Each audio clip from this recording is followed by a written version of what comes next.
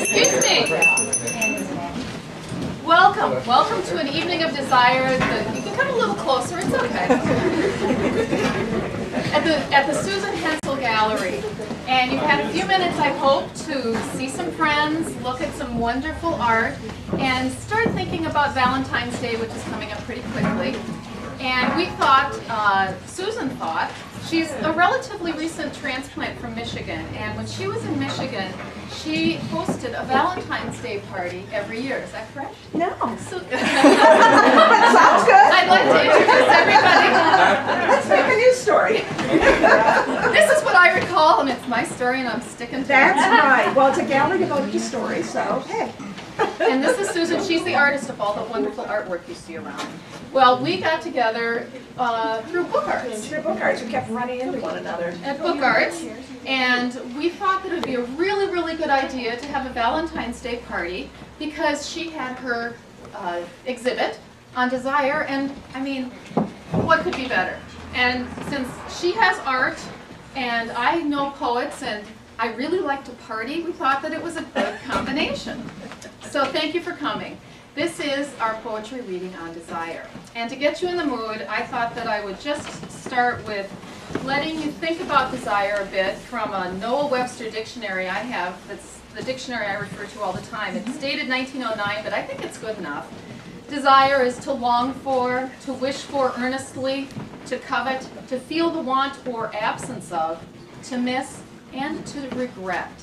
So we're going to have poets that will speak on all these areas of desire, plus the additional layer of desire that isn't just a youthful springtime desire, but is a desire that lasts through the years, from adolescence through Senescence. senescence. And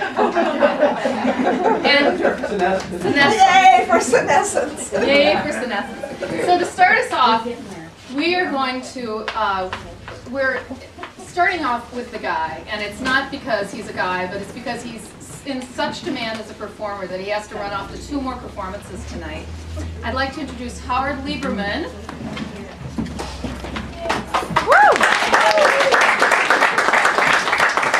Who is a Fringe Festival. I'm on the board of the directors of the Fringe Festival. It's wonderful. You should all come. You should go as often as possible. I do a show every year. You should come see my show if I get in this year.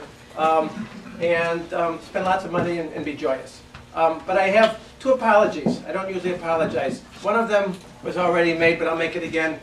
I'm calendar challenged, and I actually booked 3 performances and a dinner with a client this evening. I can't do them all. I canceled the client. I probably will not make one of the performances, and the people, they know that. And so I hate to read and run, but I need to do that. So I'm going to do that. The second apology I get to later, but first things first, I was asked to wear red, and I don't think too many other people wore red, but I did, so I'm proud of it. And I'm going to, here, hold that for me. So you'll be rid of me fairly soon. The first poem is a little academic, and so for the academics in the audience, it's a sestina. Who knows what a sestina is? Yeah. You can do all the counting that you want because it's a sestina. It's called first sextina. We met somewhere out northwest of town, touched bodies and danced to slow rock and roll, drinking liquid too sober and cookies too old, with my friend Pushy David and your friend, what's her name?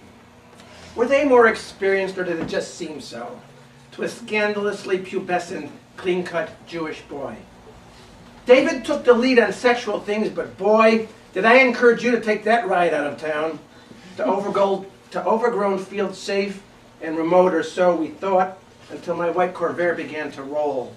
Not from flailing body parts I couldn't name, but from the wheezing roar of a lumbering old train. My young man hardness feeling suddenly old, no longer safe just being a boy, poking wet places, I heard calling my name. Wherever we were, it wasn't my town. And as the freight train screeched by, I decided to roll on top of your sweat. my erection more sober, with the flavor of danger passing so near. Our shivering bodies not quite as old as the 16-year hormones playing lead role in an R-rated movie with me as the boy, whispering promises, working your town, in search of a place to repackage my name. I was horny and groping, loving in name only. And I raced to a climax with a throb so emphatic, tremors must have been felt all over town. As your unfinished body urged me on in the cold, and my eagerness waned like a red-blooded boy who's driven the lane with a quick pick and roll. I can't remember how you felt about your role in my sexual bar mitzvah, my seducing your name. Was your first encounter with a randy Jew boy as awkward for you as it was for me? Or so I feared. Did you care that I sped away in the old Corvair, swapping half-truths with David on the road to Chi-Town? Did I play perhaps a disingenuous role in our so-called lovemaking? Or whatever name we give to the old flim-flam of earnest young boys stepping out on the town?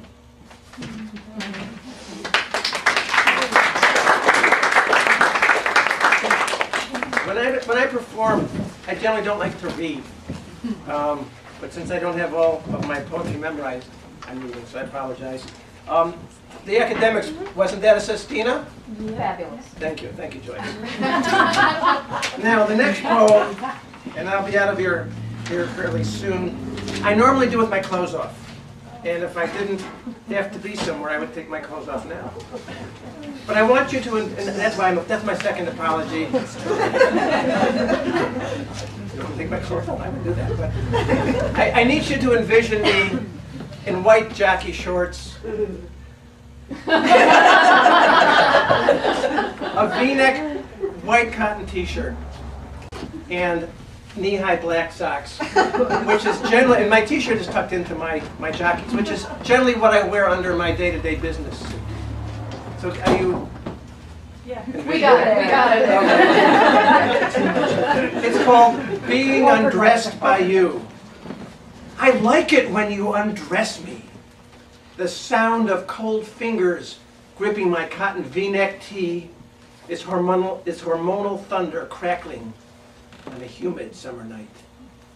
As the slightly sweaty fabric rustles graying chest hairs, my nipples get pouty, waiting for their turn to be touched. They never really believe that patience is a virtue. I would gladly pull down the white cotton calvins that protect my intimate parts from premature exposure.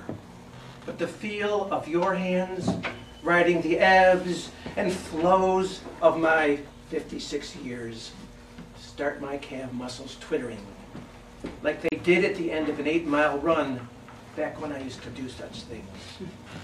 And I'm glad I waited.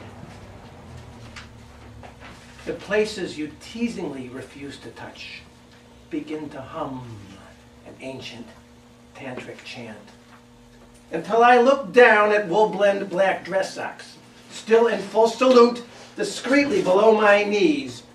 Suddenly, I'm an aging S&M role model who's forgotten the rest of his gear.